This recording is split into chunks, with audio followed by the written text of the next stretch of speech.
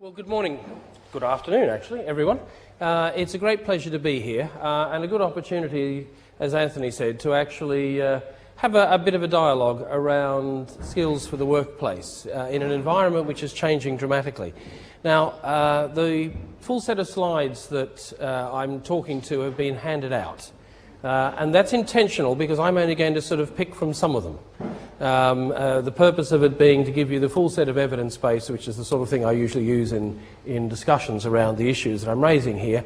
But I want to sort of just highlight some of those and get into the sort of meat of the propositions rather than take you through it. So let me sort of start by just providing a few contexts. The first one is the issue of productivity and competitiveness. One of the key issues for me when we're talking about skills for the workplace is realising that actually this is not a simple social nor a simple economic dialogue. This is a critical issue for productivity. If you actually look at data, and there's some additional charts on this in the slides I've given you, if you actually look at this as a study that was done by Treasury, or not, reported by Treasury in 2001 on the link between skills and productivity. And what they found was that competitiveness of our businesses these days is fundamentally dependent on productivity. One of the slides I've given you there highlights the weaknesses in UK productivity relative to most of our international competitors. And what this study did was really, in some of the sort of hardest econometric analysis, looked at creating the evidence for identifying the evidence for a genuine link between productivity and the skills of the ordinary people in the workforce, not just of graduates or of managers, but the whole workplace. And what they found was that the higher the ratio of skilled to unskilled staff, i.e. the better the skill ratio in the organisation, very clear link between productivity, so that the businesses at the top end were actually some of the most successful competitive businesses by any international or national benchmark. Skills made a huge difference, and it wasn't, as I said, just graduates, it was skills of the whole workforce. Now, the second heading in all of this that you have to actually take into account in thinking about skills is the fact that businesses these days and labour are incredibly mobile. It's very difficult for a country. We've seen in the press recently the fuss about the British Telecom decision to take many of its call centre jobs to India. Not just because it provided cheaper labour costs, but actually because it enabled a better base for providing a 24 hours a day, 7 days a week service to customers who are increasingly, for BT, located all over the world.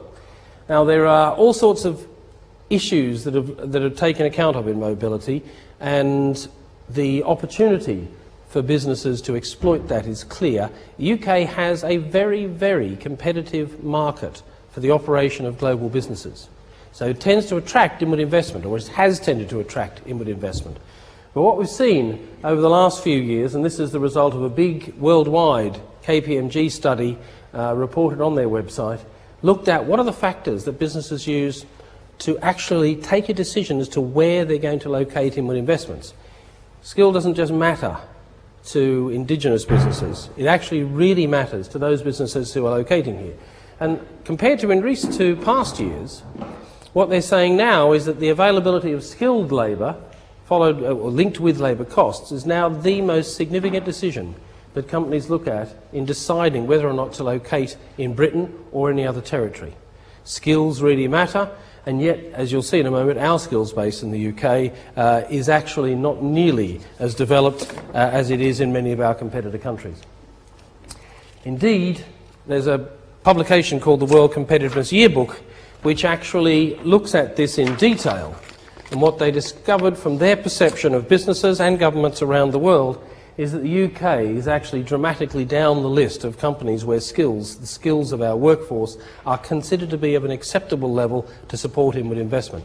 So when investment decisions are increasingly being based on the availability of skills, and the UK's record there, as perceived by the rest of the world, is increasingly poor. The third set of changes that are affecting us all at the moment are the whole way in which demographics are changing. Again, there's some extra slides in the presentation there that you can look at, but the critical issue that's really beginning to affect Britain now is the one that's shown here, and that's the fact that we're seeing the number of young people in the UK fall dramatically. The recent census data found that the birth rate in Britain has dropped from about 2.4 in 1991 to 1.6 in 2001. We're no longer replacing our population through birth. That was the 5 to 14-year-olds falling. That's the chart of 15 to 24-year-olds, the critical group who are recruited into the labour force. And what it shows is that it rises until about 2011, and then after 2011 starts to fall away quite dramatically. There are less young people. In fact, the problem is that there are so many less young people now that we are not going to see those young people become available to actually fill vacancies in the labour force. The 25 to 34-year-old group has also been shrinking over that time, so we're actually seeing a significant problem in the labour force in terms of the coming availability of skilled labour. What are the occupations we need? This is a critical piece of research done by the Institute for Economic Research, published usually biannually, and it looks at what the occupational demand over the coming years is going to be. The first thing they say is, if you look at the list of categories on the left, that's going from highly skilled labour down to the lowest skilled labour. And the very fact that those areas of growth are at the higher skill levels is the confirmation that we're actually seeing an upskilling, a requirement from businesses to raise the skills available in the workforce. But the critical piece of data here is this bottom one. At forecasts from 2000 to 2010, an increase in the employment levels in Britain by 2.2 million jobs. Between 2000 and 2010, we're going to see the creation of 2.2 million additional jobs to those already there in 2000. Yet, as I showed you on the previous chart, there's only 600,000 young people going to be born over that period. So that leaves 1.6 million jobs which need filling other than by the young. The best estimates on immigration levels are that we'll see about 300,000 to 400,000 skilled people coming into the workforce out of immigration over that period, which says that we're going to be short about 1.2 million in terms of being able to replace skills required in the workforce unless we reach adults. Now, what does that mean? Well, the green lines there were showing the amount of labour change, the change in jobs. You know, there'll be more professionals, there'll be less skilled trades. But they don't show you the total number of jobs that are going to be recruited in the labour force over that period. That's the red lines. And it shows huge numbers of people at all levels of industry, particularly personal skilled trades, personal service, a whole range of administrative and clerical, even associate professional technical, which are your supervisory staff, are critical growth areas for our economy. We're going to have to recruit into nearly 13.5 million jobs over the decade, and most of it is going to have to be filled either by adults already in work, but increasingly by those adults not in work at all. The final thing that's happening at the moment is that we're seeing significant changes in occupations. Employers are actually saying these days, we need a multiple set of skills. We need people to actually have less precision. We want people working in teams. If people are going to work in teams, they have to be multi-skilled. They need some of those skills and some of these. They need to be able to be taking part in different areas of work within the workplace. They may have to adapt their skills over time. They may have to be working much closer to the customer. Layers of management are being stripped out because they're very non-cost competitive. It's very difficult to maintain an effective business, a competitive business with lots of management. It's a cost that doesn't repay itself. We're seeing more staff being customer-facing, and employers are expecting their staff to have all of these skills. So not only are we seeing changes in employment and changes in the population, but we're also seeing changes in the expectations of what it is that people can do in the workforce.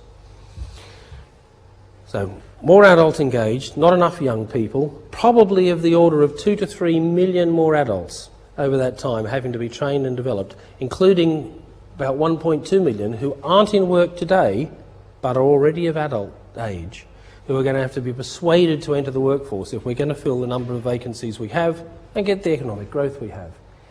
So what's the state of play with adult skills?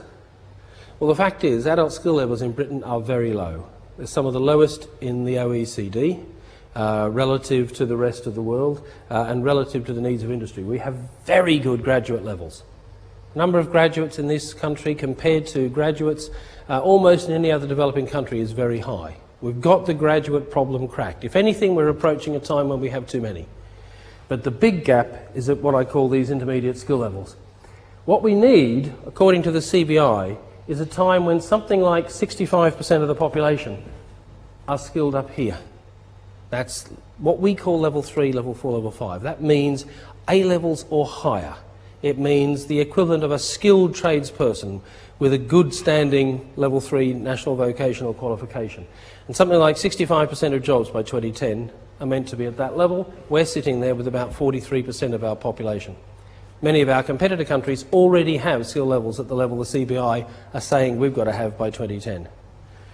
Equally, they're saying about 85 to 90% need to have skills at level 2 and above. That's the equivalent of GCSEs, or an intermediate level NVQ, and yet we're at the point where 35% of the adult population has virtually nothing at all.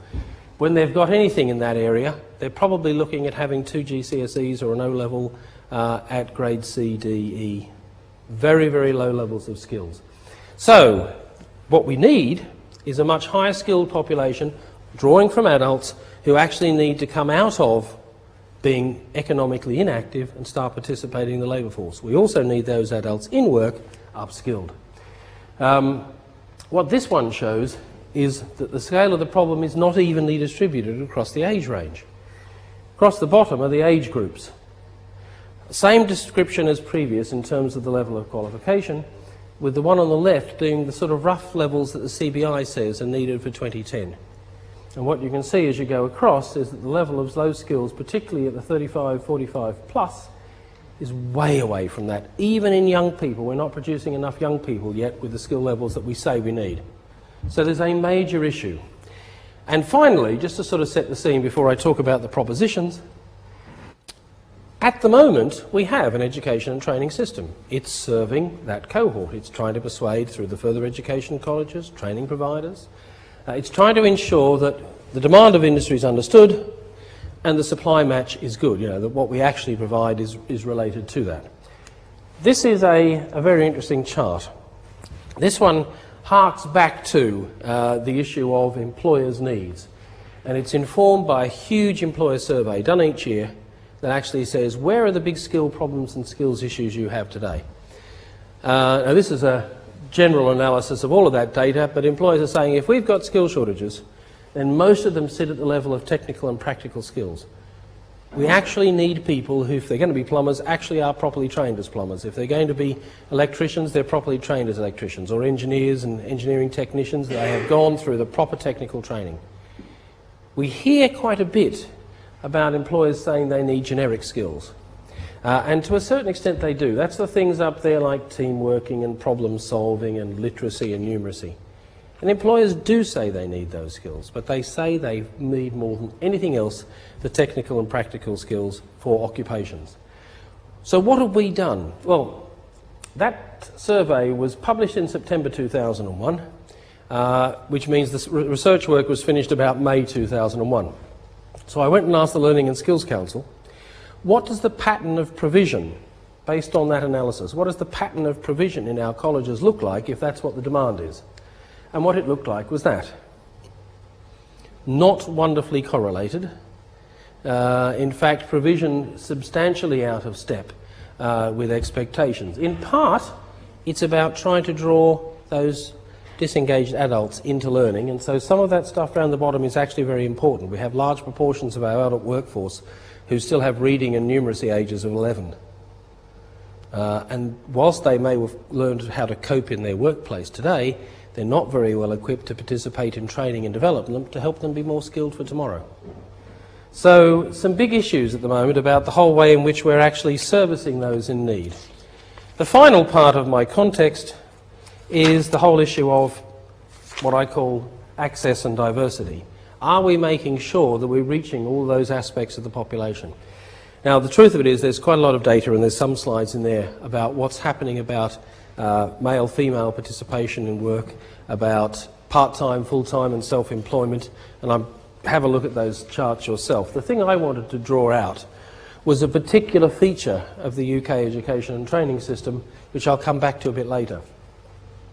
The first is that as a matter of practice, when employers train, they give the vast majority of their priority to training people who already have high levels of skills. Rightio. So the higher the level of qualification you have along the bottom on that left chart, the higher the likelihood that you've received training in the last 4 weeks from your employer. And the ones they train least are the people who need it most. On the other side, a chart which, as I said, I'll return to, which is about the extent to which small firms deliver training compared to large. The answer is the very large firms who are training their staff do so regularly, and almost every member of staff throughout the year. But for the small firms, less than 25 employees, a real problem. But actually not, I believe, one of the small firms making, one I think we have to address. If that's the sort of context in we're operating, then part of what we've been asked to do in working with the current government and developing a new skills strategy is to say, if they're the sort of headlines and contexts in which the economy is operating, in which the population is living, and we need to actually ensure their ability to keep working, then what are the things we need to do to actually change this and make a real difference? How do we ensure the workplace has the essential skills it needs at all levels? And so I've got 8 headings, and I'll just talk you through them briefly and then use that as a basis for discussion. The first and most important thing from my point of view is actually ensuring that those adults and young people who are looking for skills, and those employers, particularly small firms who are looking for them, actually know what it is that is needed. What are the priority skills for the coming decade? What are the areas of occupation where we're going to see growth and decline? Where are those areas where work is going to be offering a continuous opportunity for individuals? In the early 90s, there was a lot of postulation during the recession in the early 90s. The construction industry was dead. Lots of people bailed out. There's no future in being a plumber, is there? You know, and yet what have we seen? Almost every dinner table over the last few years being taken over by discussions of, can you find me a good plumber? And the net result is that we're actually genuinely seeing starting salaries for plumbers and electricians of anywhere between £40,000 and £70,000 a year, a damn sight higher than almost any graduate in almost any subject. You know, because in fact we've often created this sort of social perception around skills which is completely and utterly inaccurate. And so making sure that there's information out there that really helps young people know what's really going on. That means when careers services talk to young people or adults, they know what they're talking about. They are actually able to say, these are the areas where things are changing. Here's a sector where, in fact, because no one's participated in college for 10 to 15 years, the workforce is ageing and there are huge vacancies coming up. Print industry is a classic example, with huge salaries to be earned and a stable and secure future job opportunity, but no young people or adults are enrolling because everyone thinks it's a dead-end industry. The information we have is poor. It's one of the poorest labour market information systems in the world. Not something the UK can be proud of. So a real need to think through what it would take to help people make informed decisions. What are the skills? What are my opportunities for careers? Are the qualification systems actually fit for purpose? Do I feel like when I get my qualification, I'm actually getting something that an employer wants and will actually give me a good assurance of a job? Does someone actually know how to deal with the fact that I'm not very literate and I need to actually up my literacy skills before I start participating in work-related training? But if I don't do this, as an individual, my future is cut off because I can't earn the salaries and I become dependent on the state. So key to all of this is making sure that we inform people about the opportunities and help them make choices that are very well informed. We don't get to the situation where we did some years ago where the media industry announced that they actually were training 20 times more people each year than the industry could offer jobs to. I mean, that's no way to actually offer a secure opportunity for young people if that's the case, and we need to get that right. So keeping informed demand at a high level, a critical issue. A second area of debate which has now started to sort of hit the public eye is the whole basis of what I call the foundation learning system. What are we doing with our young people? Even though adults may be a key to our future, those 7 million young people, 16 to 24-year-olds that are coming out of the system at any time, actually have an entitlement to expect good quality education fit for purpose for the future. And there's a real set of discussions going on at the moment about whether it's good enough to allow us to have a situation where only 50% of young people come out with a pass at GCSE level. Remember, a pass is considered to be 5 GCSEs at grade A to C. 50% only of our kids get that. Much worse, only 20% of them, 20% of 16-year-olds actually get a GCSE pass at grade A to C in maths and English. And yet they are supposed to be the cornerstones of which work is built in the future. It's only about 12% that come through with maths and science. So our ability to develop our science base and our technology industries is getting very, very cramped by the fact that the school system isn't providing the right range of choices. So what are we saying to the government? Well, you should be paying for everyone to get their first level 3. If they need multiple attempts, if they need to repeat, pay. If they need to actually prepare for work, then make sure the system is in place to get all of those young people. We're at the point where 20% of adults, young people, simply drop out of the system. They're invisible to any form of training after 16, and they've typically failed. So out of our 7 million 15 to 24-year-olds, that's 1.4 million kids who disengage from learning. We can't afford that. That's madness. And it is a figure that is unheralded in any other developed country. The second thing, and we're arguing strongly as well, that apprenticeships need to come back deeply engaged with industry and supported by a program that enables those young people to enter the university system and progress towards meaningful degrees over time, so that they don't do a vocational qualification then find their future stopped. There are routes to promotion and progression which actually support them to learn more. Linked to that is a real issue around what we actually award people at level 3. That's A-levels. Now, the number of people that get A-levels is even dramatically less than the number, the 50% that only manage to get GCSEs. And what we've ended up creating is a qualification that actually just suits the few. It becomes a great filter for determining who gets to university. It gives nothing to anyone else that takes it. And there's a real need to look at preparing young people better for their adult life, for work, and the whole way in which they'll learn in the future.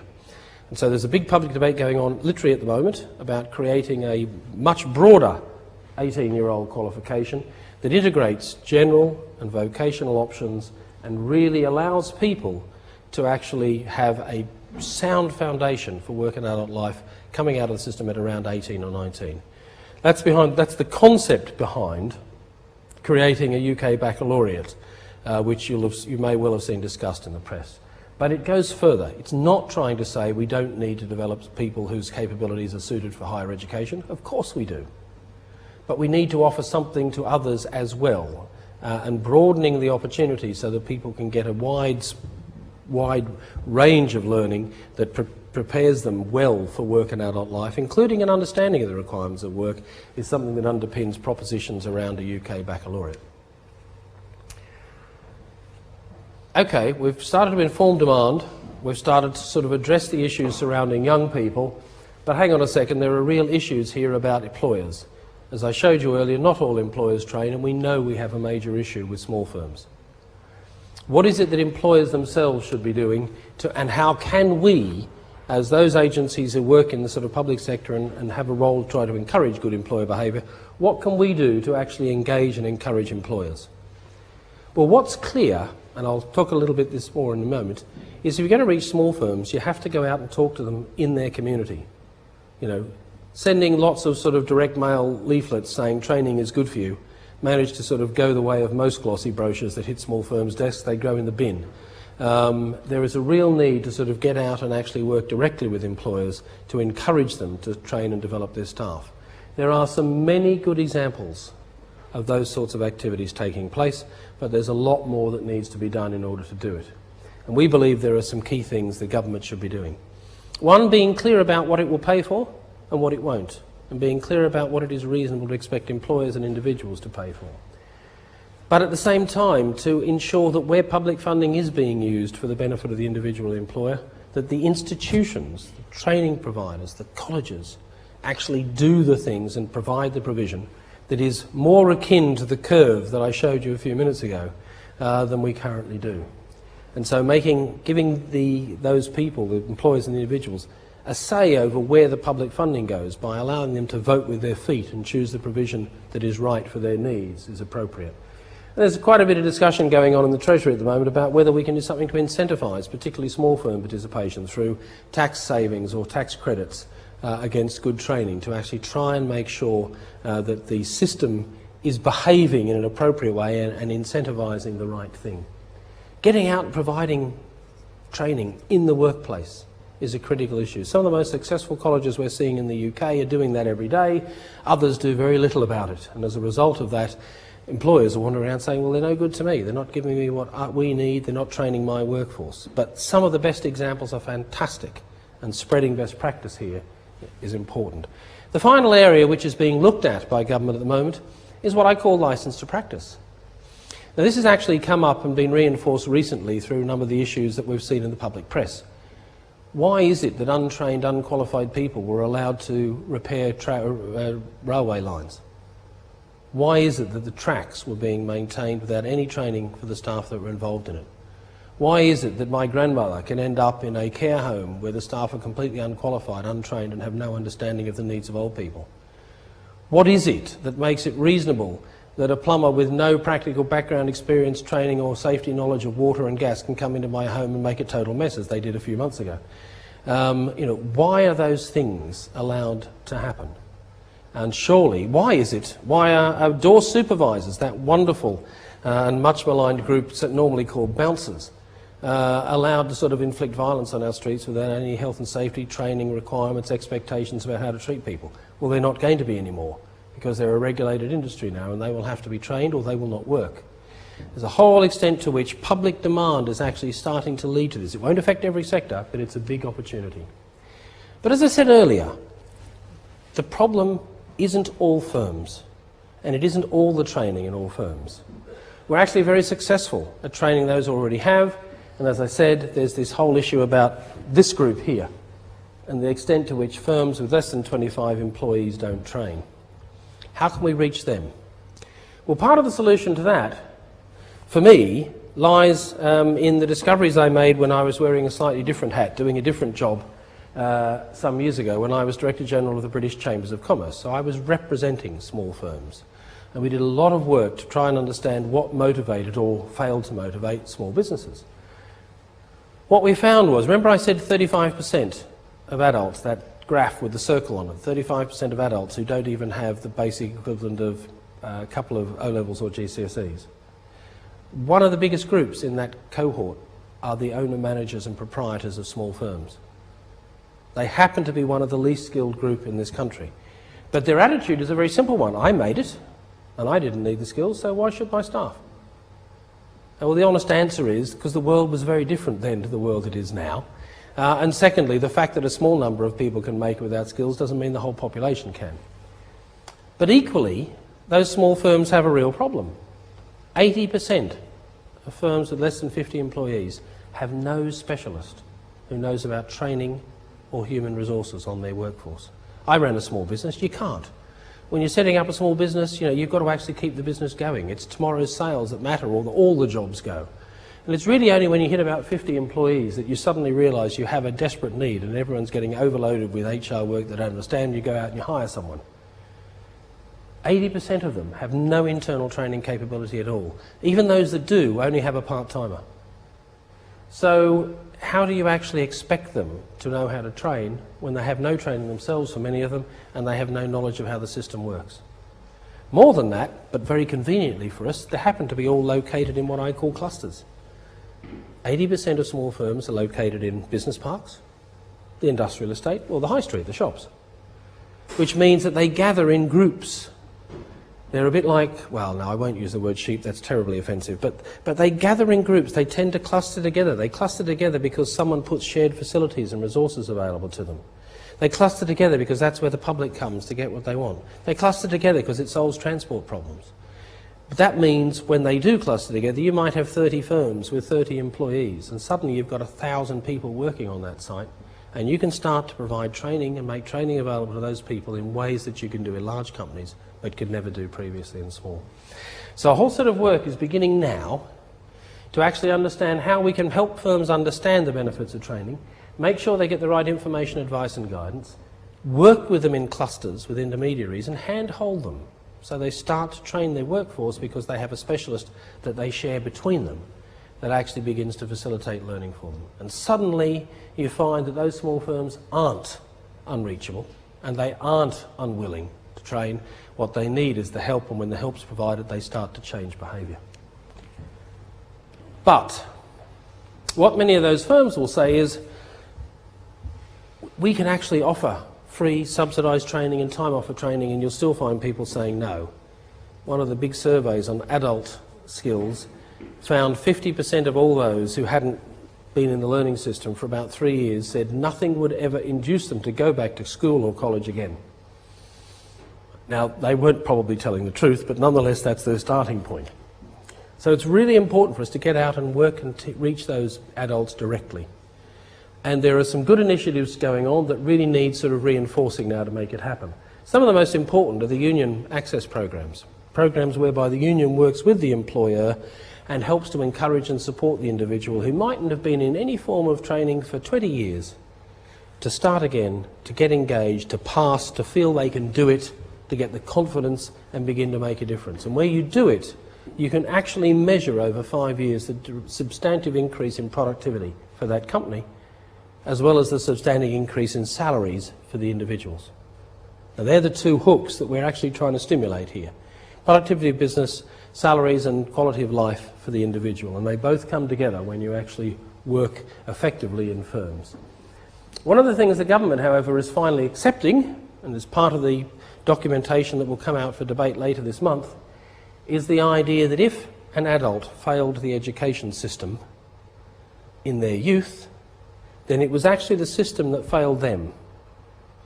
If the role of the education system is to prepare people adequately for work and adult life and they didn't, then there's a remaining obligation on the state to try and correct that. So the concept of entitlements, which I'll talk about in a moment, has been developed to actually try and draw adults back into learning in a way that's very important. But actually, so too is getting the learning environment right. We know that adults will often feel very resistant, and many of the young who drop out, of going back into a college or a school system because they found that environment painful in their own youth. Okay? So the idea that we're exploring and planning to open up through City and Guilds adult learning centres right across the UK is to try and create an environment where actually learning is fun, it's pleasant, it has coffee bars, it actually has the internet. It may even have a youth area and creche next to it where people can drop their kids. It will actually provide access to a whole variety of training and learning programs relevant to work, but an environment that doesn't feel like a college, but feels like somewhere where they might currently go and have coffee and actually be willing to socialise. The fifth area I said I'd mention is the whole concept of entitlements. There's a big debate going on at the moment about fees for university students. One of the things I've kept reminding government about for the last many years, last 10 to 12 years, is the fact that although it may be true that we're starting to introduce fees for university students, and there are all sorts of valid public debates about whether that's significant and how far we should take it, the fact is that an adult wanting to do any basic level skills-related course, vocational education course, has had to pay fees for many years. We've had the ridiculous situation where a lawyer whose earning capacity is huge had in the past been educated free and often with grants, while someone who wanted to be a retail assistant and get the basic qualification was paying £800 a year in fees. There's a fundamental contradiction in the system at the moment, and part of the debate about university students is a debate about, well, hang on a second, we have inequity here. The concept behind entitlements is to actually redefine what it is the state is willing to pay for in terms of people's preparation for work and life. And arguing that for young people it should be everyone to have the right to a level 3, that's a A-levels type equivalent vocational qualification or whatever, and that for anybody over 25 or 30 the state will bear the full cost of bringing them up to their first level 2 qualification if they don't already have one. The costs of it are being investigated at the moment, but the argument is that if equity and opportunity for all is what this society should be about, then there is a real need, yes, of course, to understand and investigate the issues for students at university, but realise that the implications for students in the further education training system, for which, by the way, in any one year there are 10 times the number there are in universities, is equally requiring of attention. So learning entitlements, a next issue. My sixth heading, diversity and access.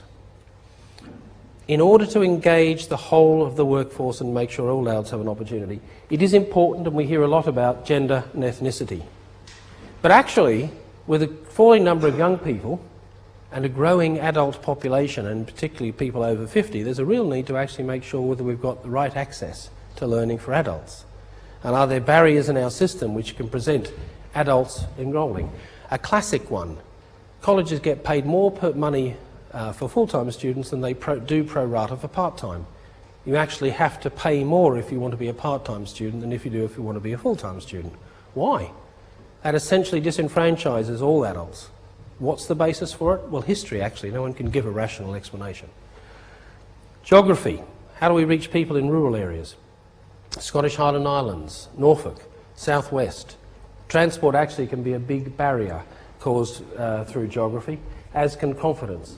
And the argument here is that if we're going to actually consider diversity and access, it isn't enough to look simply at gender and ethnicity. There are a wide range of barriers that can affect people, through which we need to address through a combination of going out, taking learning out on the road to them, fantastic for rural areas, small firms, ensuring parity of funding, and making sure that we monitor success rates to make sure that we are actually providing equity of opportunity for all. My second last heading: vocational qualifications.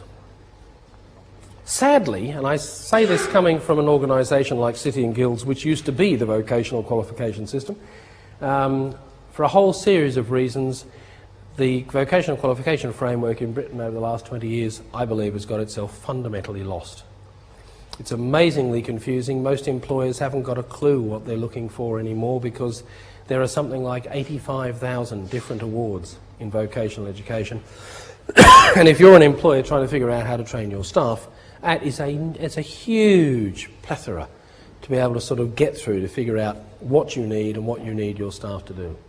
So there's real arguments at the moment about providing a much simpler system which nonetheless actually recognises those changing skills I set out earlier, the need for cross-skilling, multi-skilling, team working, but at the same time allows employers to adapt the learning they provide their staff so that there is a common core, which means you can take your qualification from employer to employer as you need to, but also includes the ability for employers to say, well, we do it slightly differently here, so we're going to train you in this way. Or enables them to say, I need you to do some IT training, even though you're an electric technician, because you're actually going to be heavily involved in the implementation of our new IT control system. Or I need you to do team leading or marketing or customer service. For reasons that are too long to go into, you can't do that in our current vocational system at the moment, even though that's what employers want. And so a key part of the discussions that are going on is about creating a fundamentally new and simplified vocational qualification framework. It makes it much easier for people to figure out what they want to do, and to employers to understand what those people will come with when they've finished their training. And finally, I just want to make a passing comment. Many of the characteristics of what I've talked about there are actually characteristics that affect quite a number of other industries. Two little stories. Between 1985 and 1995, the consumption of coffee in this country actually declined pretty consistently year by year, despite lots of efforts by the companies to advertise and promote coffee. Remember the ads of the couple, would they, won't they get married? This is for the older ones in the audience. You know, will they, won't they, on all sorts of things, and it was all over a cup of coffee. All of this part of a big program of 10 years advertising to try and stop the decline in coffee consumption. It failed. In 1995, coffee consumption started to climb again, and it's been climbing fairly consistently ever since. Why? Well, actually, there's a very simple reason. And the very simple reason was that one company came along and actually said, you know the problem? It isn't the problem with coffee. It isn't the problem with advertising. The problem is the place where I go to have it is not worth going to. What if we actually changed the place where coffee drinking took place? And the result, history's written it. One of the fastest growing companies in the world is Starbucks. But actually you can't walk down the street without tripping over coffee shops all over the place. And the remarkable thing of this, most of them are making money. Now, my point about this is that if you provide learning in environments which are of the sort that the individual comes across in their social life, makes learning interesting and exciting, doesn't have to get rid of quality, but actually makes it a place someone wants to be rather than a place they'd rather not, it's remarkable the effect it has. And if in case anyone thinks that's just a sort of a coffee issue, remember cinema attendances. Exactly the same thing happened. Cinema attendances declined over the same period, and they changed all of the cinemas and made them a nicer place to come and visit with coffee and all the other facilities. Suddenly cinema attendance shot back up again. It matters in learning. We're not innovative enough and creative enough in the excitement that we provide in order to go to a learning environment. And there's a real need to look at that and to look at ways in which, by using online systems and internet, if that's appropriate, by providing more interesting and exciting learning, by taking learning to where the person is in the workplace and allow them to work around the edge of the day with employers incentivising their achievement, you can transform participation in learning in this country. We've seen it in lots of little examples. What we've never succeeded in doing is mainstreaming and rolling it out. And I believe by supporting innovation in the place of learning, we can actually do that. If we're going to make it all work, then what would we have achieved? This is my last slide. The critical thing for me links back to what it is that we believe the education and training system is for. Of course it's to help people have a satisfying life. Of course it's for leisure learning. Sitting Guilds is the largest provider of qualifications for leisure learning in the country. I will never want to see the end of leisure learning. But for a large proportion of the population, learning is the secret to quality of life, to opportunity and employment, and to successful businesses. And for me, that means there's an argument that says the government needs to actually have a small number of very simple targets that it actually uses to drive behaviour and to actually measure its progress. And they are about ensuring that young people and adults of all age have the opportunities to still be participating in a labour force and in a workplace that in 10 years' time will require much higher skill levels than we have today. If we don't sort that out, those businesses will not get the employees, those employees will not get the earnings, and this country will not get the economic growth it needs. Sorting that and getting those essential skills for the workplace, for me, is the critical priority, and it's where we're seeking to go, as I said, and as Anthony said, for consultation later this month, and then for publication of a white paper in June that actually tries to really transform the education and training system. Anthony, thank you very much. That's it in summary.